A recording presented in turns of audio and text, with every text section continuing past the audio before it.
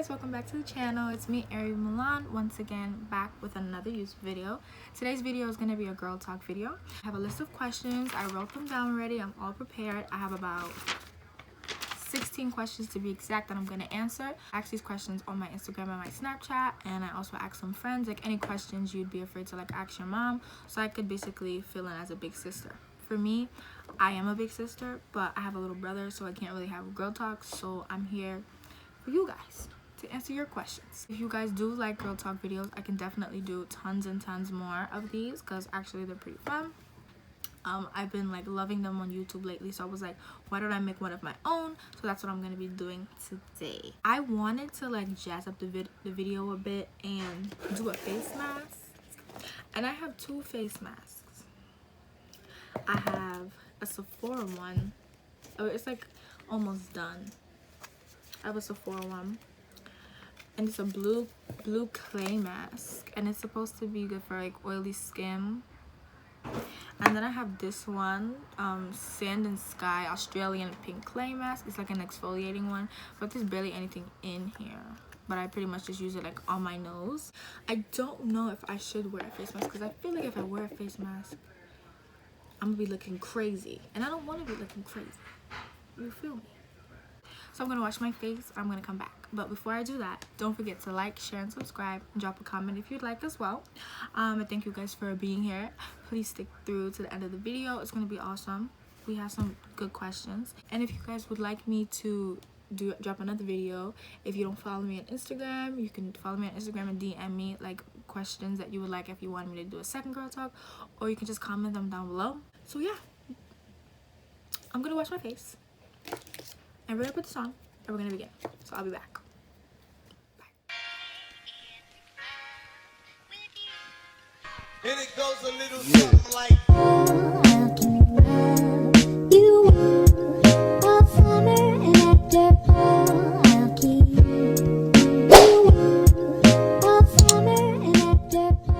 Okay guys, so I'm back. I pretty much just rinsed my face with some water and applied a little bit of face wash because I didn't really want to dry my skin out all the way. I'm going to be applying the face mask as I answer the questions and stuff. So without further ado, let's get started. If I didn't say it already, I'm going to say it again. Like, share, subscribe, and drop a comment if you'd like as well. Alright, so let's get started. So the first question that we have on our list while I apply this mask, what are some things to take into consideration when choosing a partner?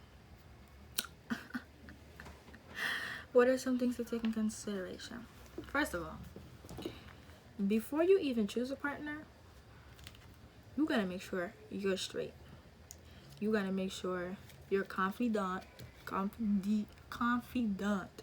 make sure you're confident in yourself before you can even go into a relationship with somebody. But I'm gonna kind of answer it personally, and then I'm gonna be like general because like I can answer this in two different ways. So for me, something that I take into consideration when choosing a partner is someone who is a gentleman, someone who is respectful, someone who is chivalrous, someone who is very kind-hearted. All those kinds of things is really important when choosing a partner for me. Everybody's different. Some people like bad boys. When I was younger, I used to love the bad boys, but the bad boys are not good. So,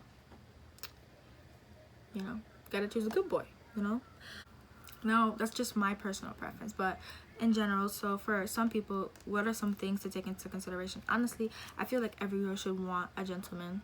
Every girl should want a partner that's gonna treat them like a queen. Like, you deserve to be treated like a queen. You don't deserve to be played. You don't deserve to be talked about. You don't deserve to be cheated on. You don't deserve any of that. So I 100% feel like you definitely need a gentleman. Another characteristic that you need to have when choosing a partner is someone who's loyal to you. Not in the only the aspect of not only being loyal in the aspect of like not cheating on you, but also in the aspect of like riding with you. I know I look crazy, ignore me. Also in the aspect of someone riding for you. Like if you got friends and you're not friends with them no more, and your man was cool with them before, and he think it's okay to be cool with them now, he don't need to be friends with them. He's supposed to ride for you. If you don't like him, if you don't like them, he don't like them. Y'all are a team. But that's just how I am.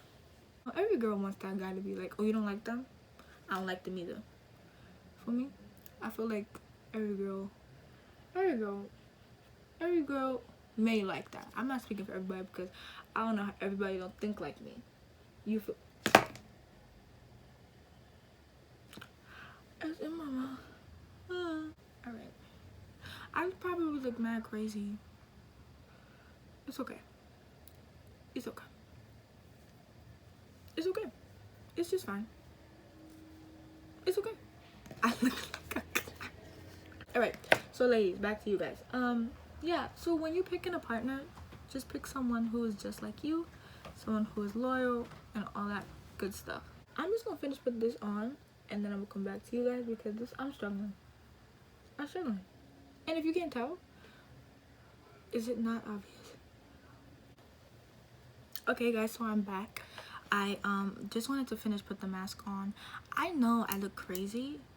Let's not like violate. Like, I know I look crazy, but I don't care. I want to do a face mask.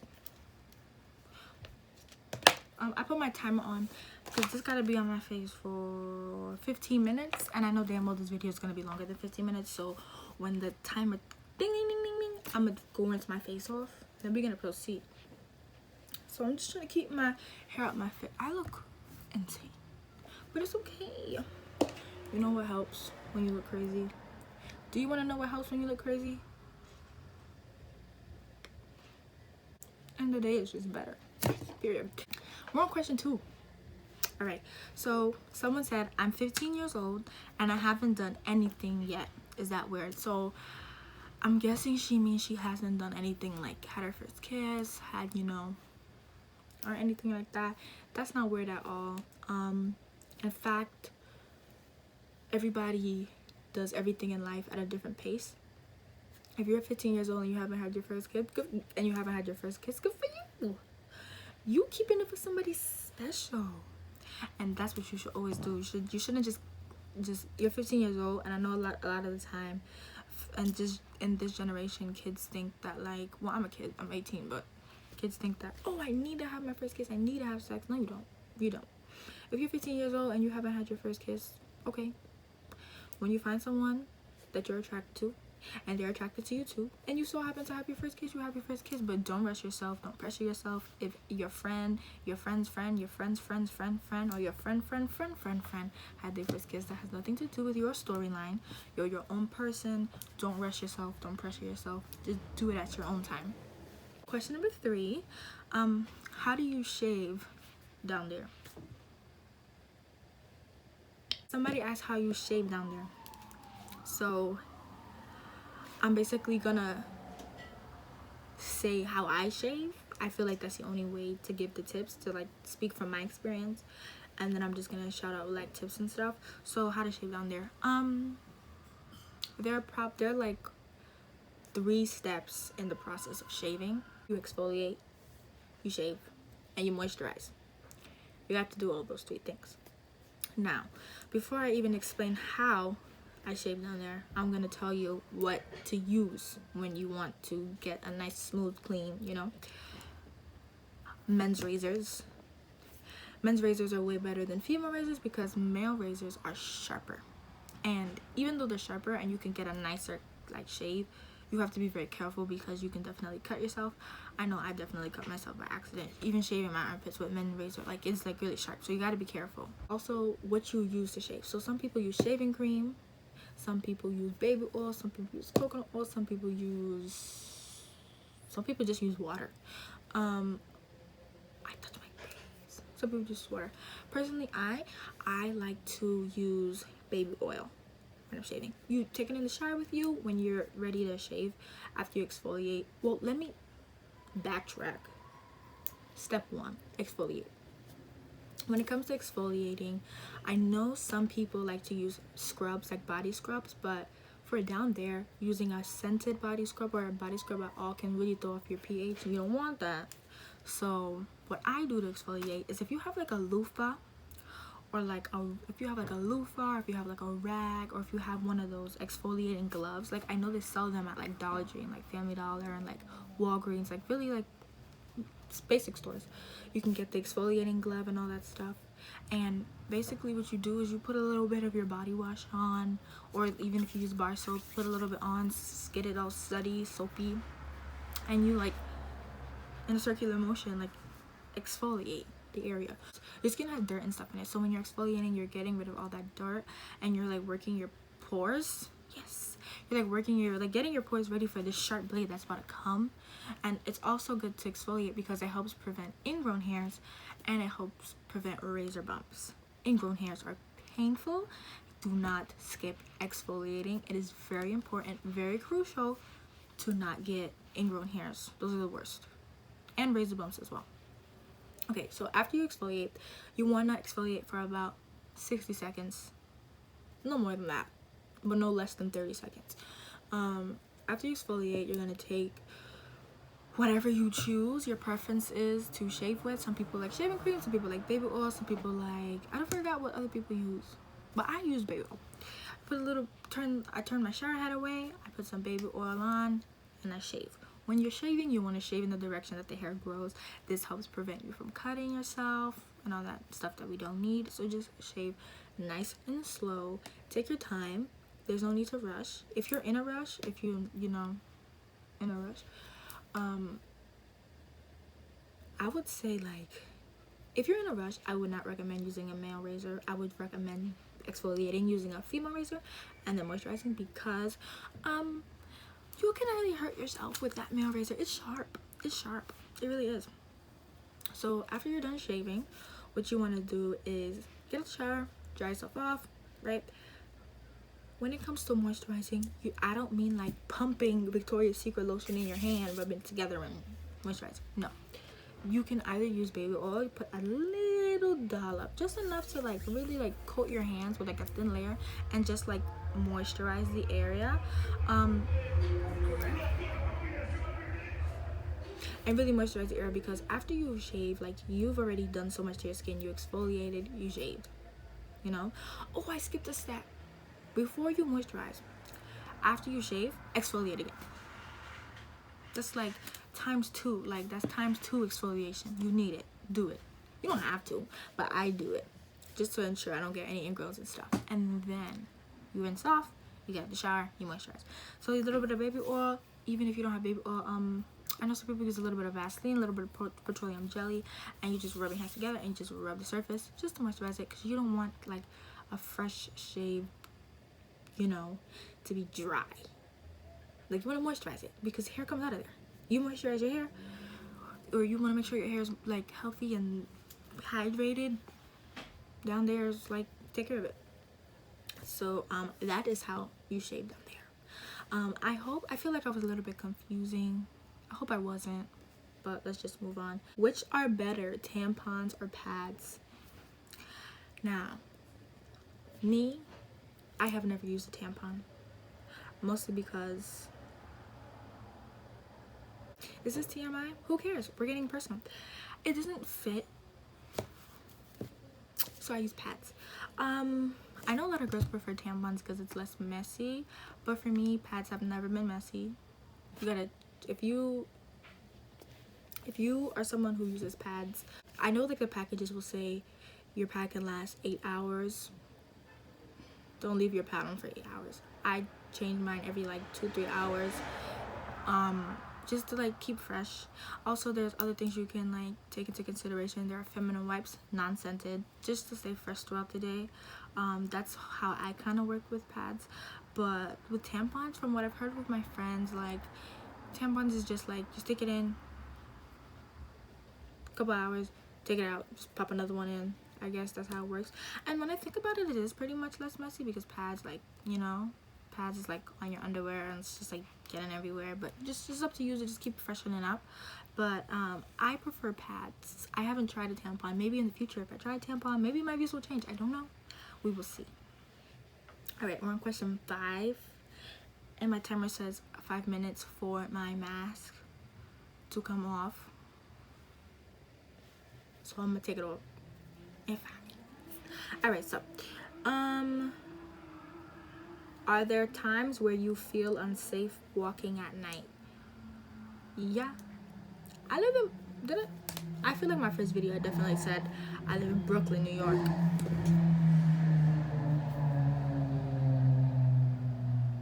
That's what it's like living in New York.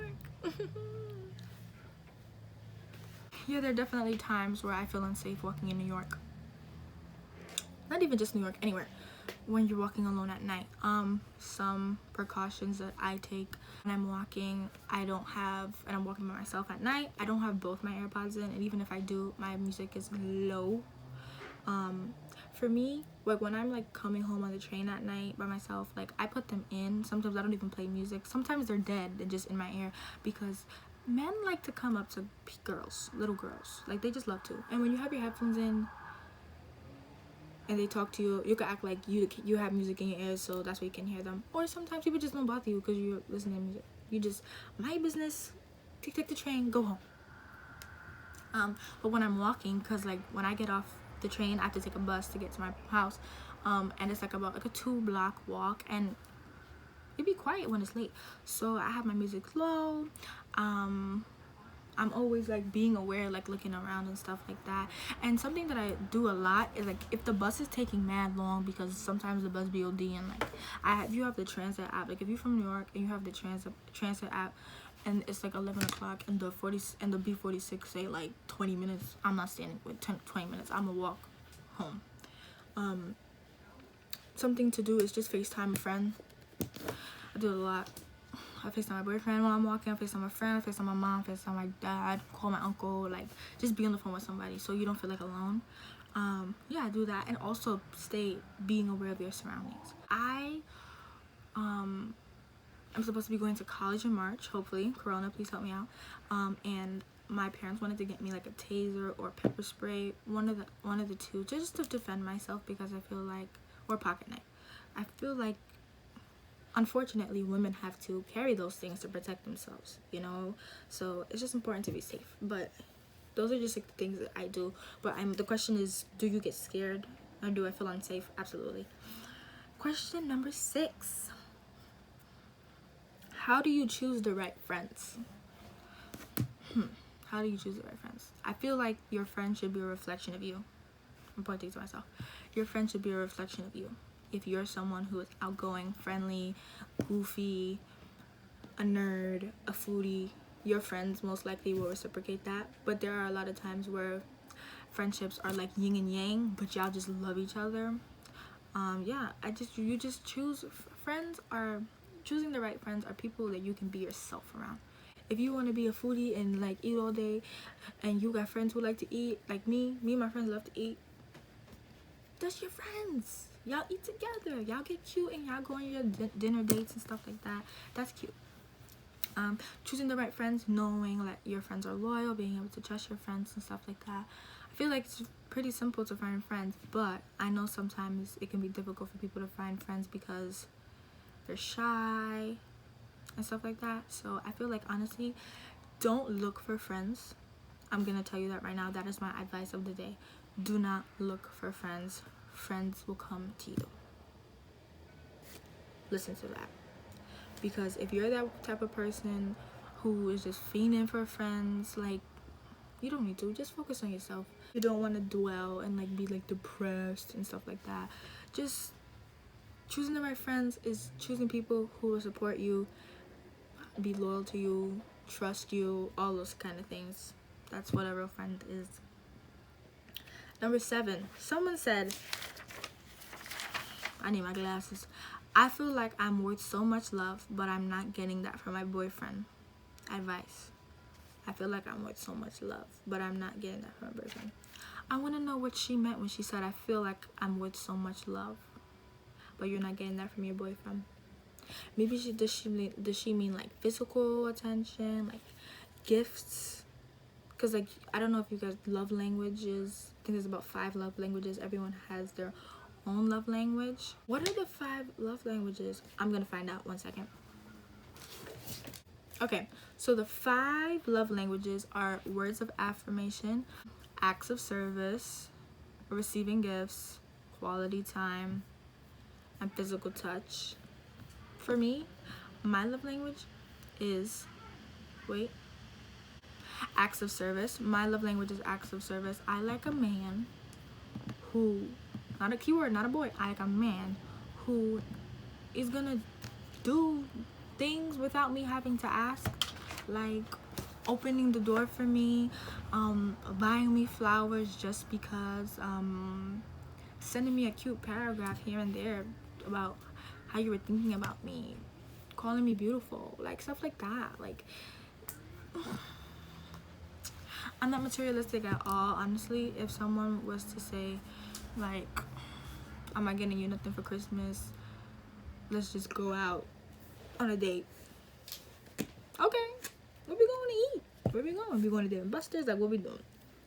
I'm acts of service. But everyone is different. So this girl is saying she's worth so much love, but I'm not getting that from my boyfriend. I'm not gonna say leave him, because it could work out. Talk to him, tell him how you're feeling, express the things that you want. If your love language is physical touch and your boyfriend isn't really touchy, tell him that you like that stuff.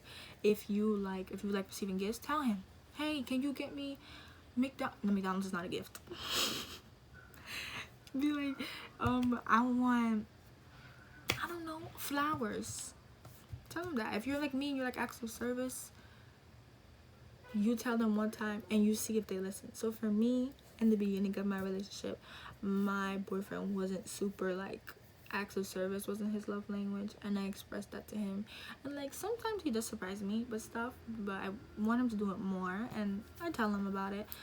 It's communication is key. I'm not gonna tell you to leave him, sis, because if you just talk and he really cares about you, that's the thing. If you tell him like, this is how you're feeling, you want more of this, and he says okay, and he doesn't do it, then you could leave him, because he doesn't really love you. He doesn't want to, not necessarily change for you, but better himself for you.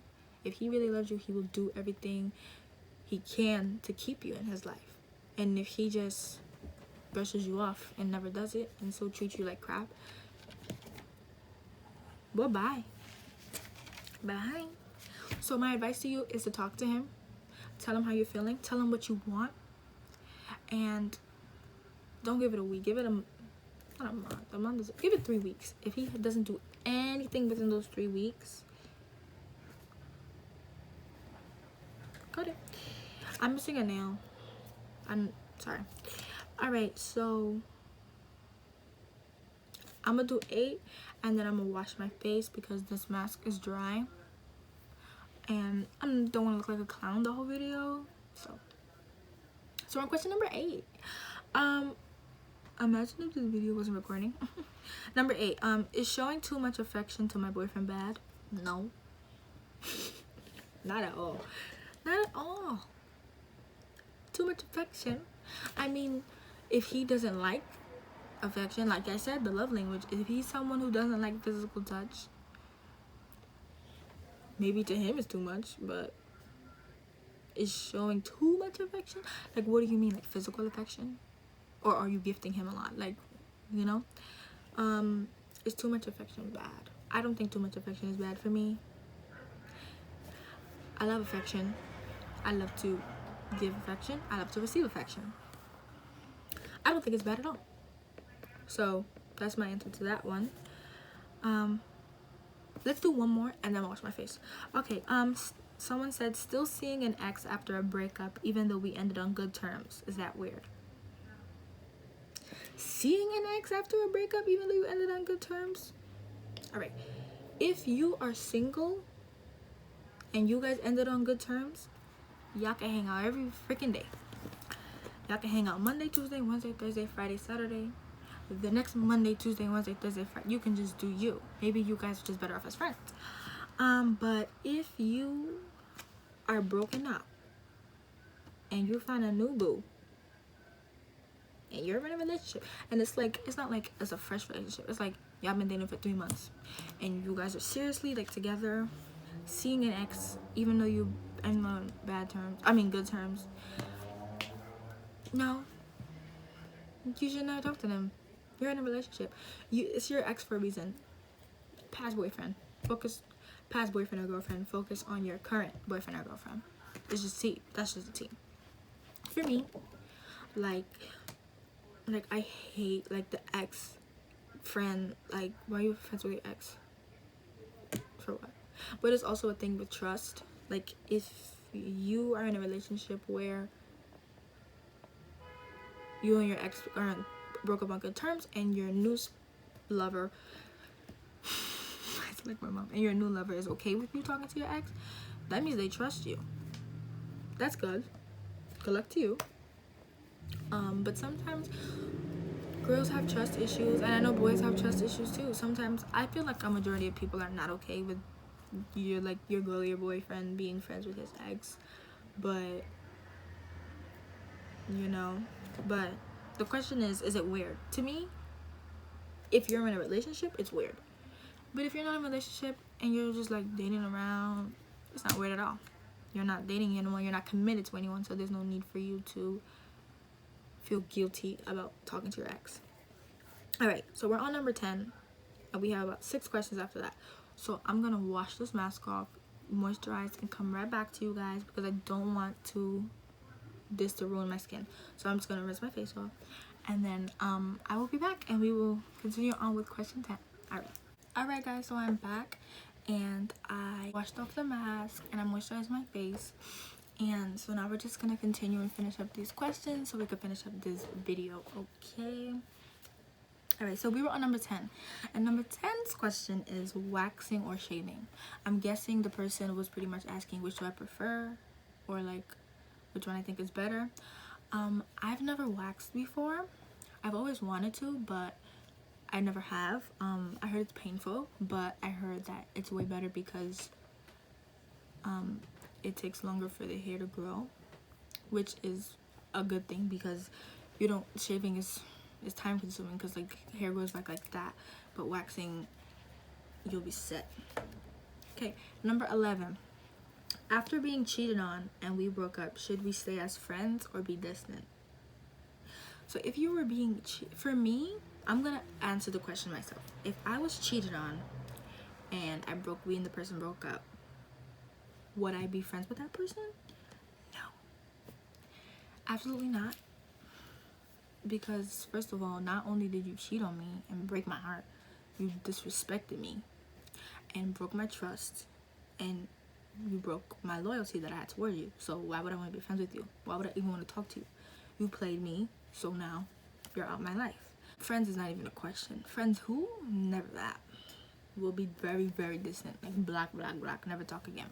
No. And here's some advice for you guys. If you're cheated on, don't be friends with that person. Like, no. I know some people say, ooh, be the bigger person, forgive and forget, but come on now. That person really went behind your back and cheated on you.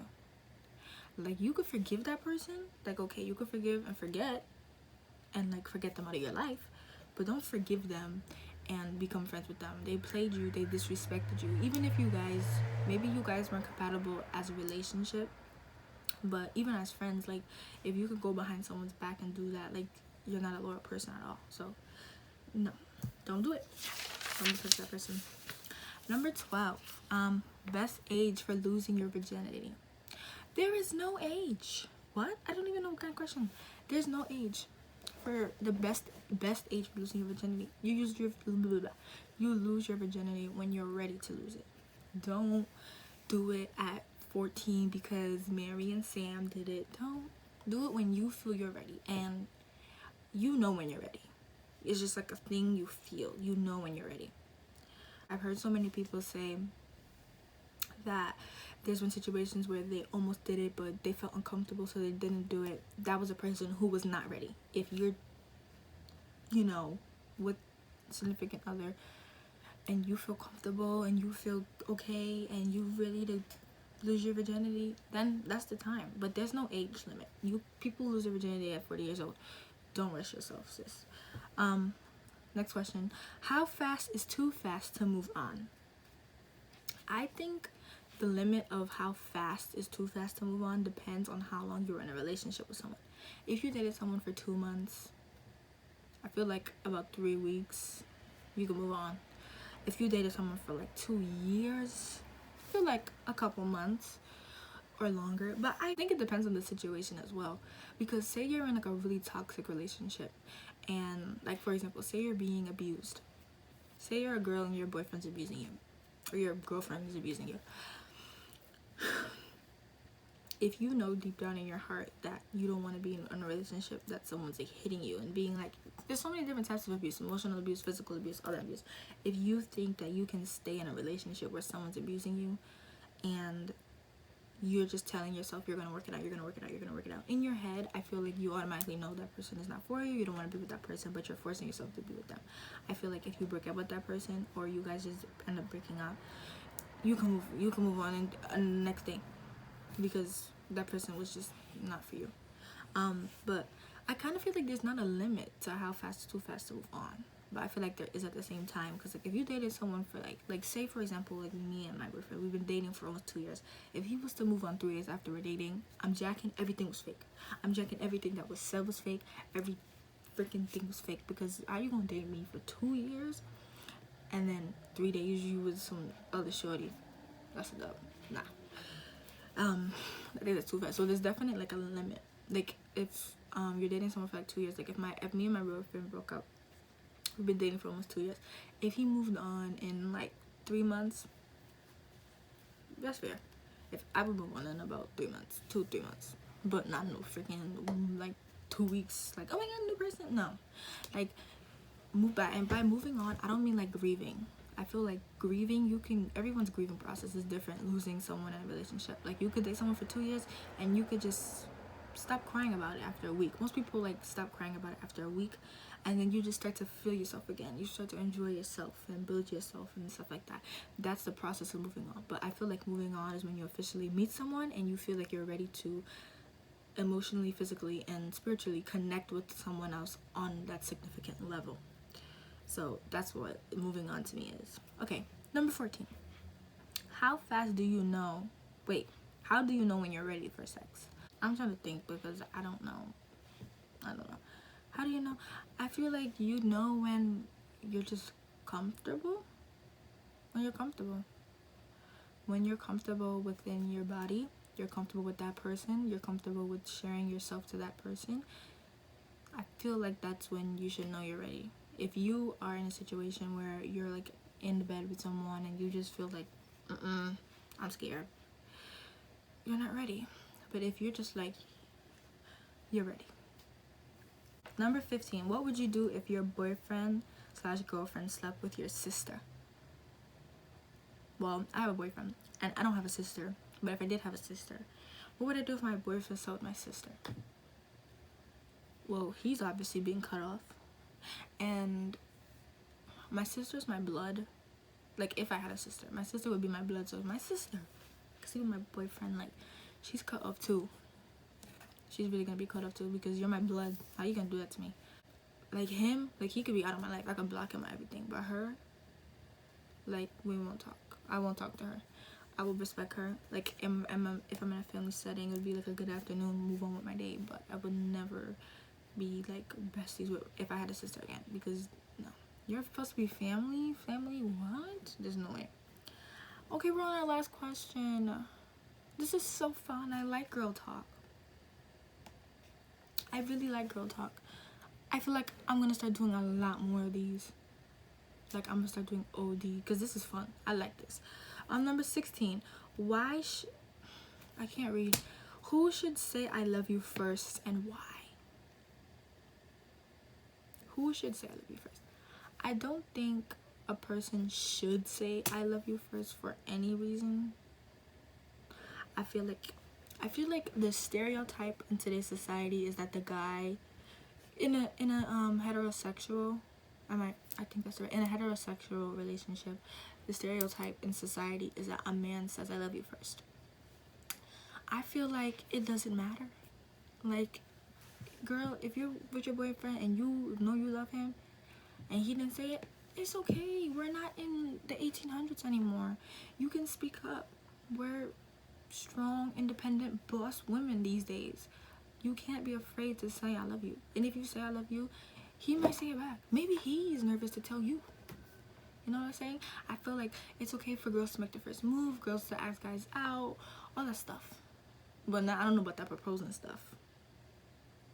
For me, I wouldn't propose to a guy because I feel like that stereotype I would rock with. But everything else, like initiating, like kissing, your first day, gift giving, all that stuff, the woman, take control, boo.